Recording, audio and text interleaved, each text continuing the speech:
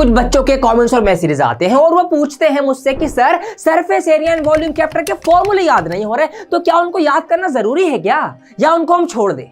वहां से मुझे एक आइडिया क्लिक हुआ कि क्यों ना मैं आपको बताऊं कुछ ऐसे इंपॉर्टेंट पॉइंट्स जो कि आपको करने पड़ेंगे अपने बोर्ड एग्जाम की फाइनल प्रिपरेशन के लिए। और फिर मैं रिसर्च में लग गया और उसी रिसर्च का नतीजा है आज की यह वीडियो, जिसके अंदर मैं आपको बताने वाला हूं 5 must to do points for your final exam math preparation, कि इनके बिना तो बात नहीं बनेगी, इनकी तैयारी आपको करनी पड़ेगी। तो बहुत इंपॉर्टेंट ये पॉइंट्स हैं, इनको एंड तक देख के जाना। और वीडियो के एंड में मैंने कुछ अलग से भी कुछ हाईलाइट्स और इंपॉर्टेंट पॉइंट्स, एक्स्ट्रा पॉइंट्स आपको बताए हैं, तो उनको भी जान के जाइए। बहुत फायदा पहुंचाने वाली ये वीडियो, क्योंकि इन पॉइंट्स के बिना तैयारी इम्पॉसिबल है। ये पॉइंट्स आपके एग्जाम में आने ही आने हैं, तो देर किस बात की है। स्वागत है आप सभी का आपके फेवरेट चैनल डियर सर में।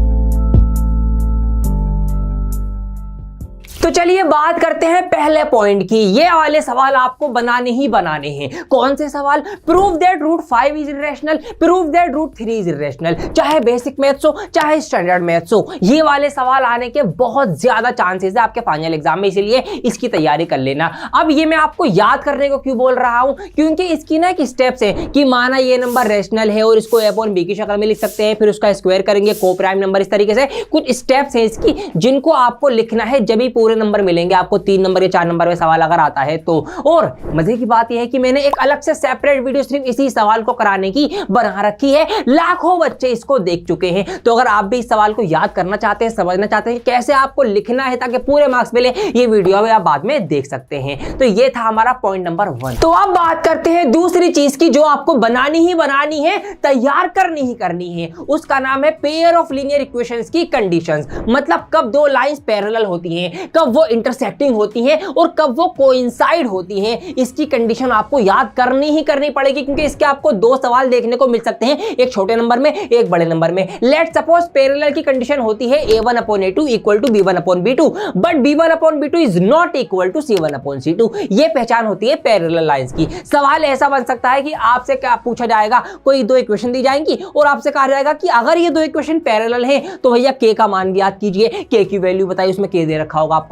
तो इक्वेशन के अकॉर्डिंग आपको फिर याद रखते हुए क्या कंडीशन होती है, a1/a2 b1/b2 रख के सॉल्व करेंगे, k की वैल्यू आएगी। ऐसे ही तीनों में से कोई सी भी कंडीशन आपको दे सकता है और आपसे एक सवाल पूछ सकता है, इसीलिए ये कंडीशन याद कर लेना तीनों, और इनके रेशो क्या क्या होते हैं, कब कब बराबर होते हैं, कब बराबर नहीं होते, कौन से नहीं होते बराबर, कौन से बराबर होते हैं, ये सब तीनों कंडीशंस के आप याद कर लेना। इसके बिना बात बिल्कुल नहीं बनेगी। आइए फटाफट से बढ़ते हैं तीसरे पॉइंट्स की तरफ।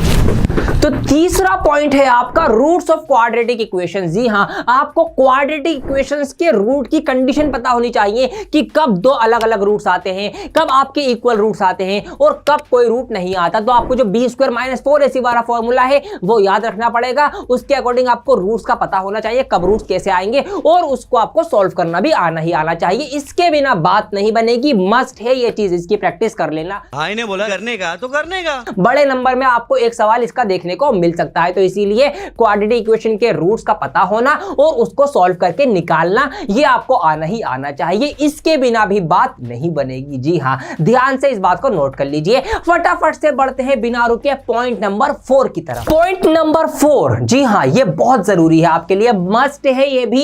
इसके बिना पेपर को करना भूल जाइए आप। क्या है पॉइंट है आपका ट्रिग्नोमेट्री टेबल। जी हां, ट्रिग्नोमेट्री की टेबल और उसकी वैल्यूज आपको याद करनी पड़ेंगी, स्पेशली साइन थीटा की और टेन थीटा की। इनकी तो आपको याद करनी ही करनी पड़ेंगी, क्योंकि जितनी भी वर्ड प्रॉब्लम आपकी बनेंगी ट्रिग्नोमेट्री की हाइट एंड डिस्टेंस से रिलेटेड, उसमें ज्यादातर टेन थीटा और साइन थीटा ही यूज होता है। बाकी आपको सारी वैल्यूज याद होनी चाहिए, क्योंकि आपके 2 से 3 सवाल बेसिकली हर एक सेक्शन में ट्रिग्नोमेट्री का सवाल आपको देखने को मिलेगा। बेसिक मैथ्स हो चाहे स्टैंडर्ड मैथ्स हो, 1 नंबर में भी आ सकता है, 2 नंबर में भी, 3 नंबर में भी, 4 नंबर के अंदर भी ट्रिग्नोमेट्री में से मिलेगा। और टेबल के बिना ये सवाल आप नहीं कर पाएंगे, तो इसीलिए ट्रिग्नोमेट्री टेबल आप याद करो। अगर याद करने में दिक्कत हो रही है, इसकी भी मैंने सेपरेट वीडियो आपके लिए बना रखी है, ये वीडियो देख लेना। इसमें मैंने ट्रिक बता रखी है कैसे आप ट्रिग्नोमेट्री टेबल को याद कर सकते हैं, तो आपको काफी हेल्प मिल जाएगी। लेकिन इसको बना के जरूर जाना अगर आप सारे सवाल सही करके आना चाहते हैं। इसके बिना आपके बहुत सारे सवाल छूट सकते हैं, गलतियां हो सकती है, इसीलिए इसको हल्के में मत लेना। तो अब मैं आपको बताने जा रहा हूं 5वां और आखिरी पॉइंट, लेकिन इसके बाद कुछ मिसलेनियस पॉइंट्स, कुछ बोनस टिप्स भी आपको देके जाऊंगा और चैप्टर चैप्टर से रिलेटेड क्या क्या आपको पढ़ना है। तो याद रखिए 5वां पॉइंट सुनिए ध्यान से। इसके अंदर मैंने रखा है surface area and volume chapter के अंदर सिर्फ फॉर्मूले आपके यूज होने हैं। कुछ बच्चों के अभी कमेंट्स भी आए थे मेरे पास कि सर जी हमें फॉर्मूले याद रखने में दिक्कत हो रही है सरफेस एरिया एंड वॉल्यूम के, स्पेशली कैसे याद रखें, बहुत सारे फॉर्मूले हैं। तो वैसे मैंने एक सेपरेट वीडियो बना रखी है जिसमें आपको मैंने यही बताया कि कैसे फॉर्मूले याद रखें सरफेस एरिया एंड वॉल्यूम के, ये वीडियो आप देख सकते हो। लेकिन आपको फॉर्मूले पता होना चाहिए कि कब वॉल्यूम निकालना है, कब टोटल सरफेस एरिया निकालना है, कब आपको कर्व सरफेस एरिया निकालना है, तीनों का आपको डिफरेंस पता होना चाहिए। और कई सवाल ऐसे भी आ सकते हैं, सुनो ध्यान से। कहते सवाल आपको ना कॉस्ट निकलवाई जाएगी कि कोई बर्तन या कोई चीज है उसके ऊपर पेंट करने की कॉस्ट है, एक टेंट बना रहे हैं तो उसके ऊपर जो कपड़ा लग रहा है उस कपड़े की कॉस्ट बताओ कितनी आएगी। तो कॉस्ट वाले सवालों में क्या होगा, आपका हमेशा एरिया निकलेगा। तो जितनी चीज यूज हो रही है उसके बनने में वो चीज आप देखेंगे, क्या सिर्फ कर्व सरफेस एरिया लगेगा या टोटल सरफेस एरिया लगेगा, उस एरिया को निकाल के उस कॉस्ट से मल्टीप्लाई करनी पड़ेगी आपको। तो इसीलिए आपको एरिया के फॉर्मूले पता होने चाहिए सही सही कि किसका कौन सी शेप का कौन सा सही फॉर्मूला है। इसीलिए मेरे प्यारे बच्चों प्लीज प्लीज प्लीज फॉर्मूले याद कर लीजिएगा सरफेस एरिया एंड वॉल्यूम के। इसके आपको कई सवाल आपको देखने को मिलेंगे, बड़े नंबर में क्यों ना हो, छोटे नंबर में क्यों ना हो। तो आपको ये चैप्टर काफी अच्छे नंबर दिलवा सकता है। और फॉर्मूले गलत करें तो सब कुछ गड़बड़ हो जाएगा। इसीलिए फॉर्मूले याद करना मस्ट है, इसके बिना बात नहीं बनेगी। इसलिए बता रहा हूं surface area and volume chapter के फॉर्मूले याद कर ले। तो मैंने आपको बता दिए 5 must to do points for your math preparation, इनके बिना बात नहीं बनेगी, ध्यान रखिएगा। अब मैं आपको अलग से कुछ हाइलाइट्स देके जाऊंगा, कुछ इंपॉर्टेंट पॉइंट्स आपको बता के जाऊंगा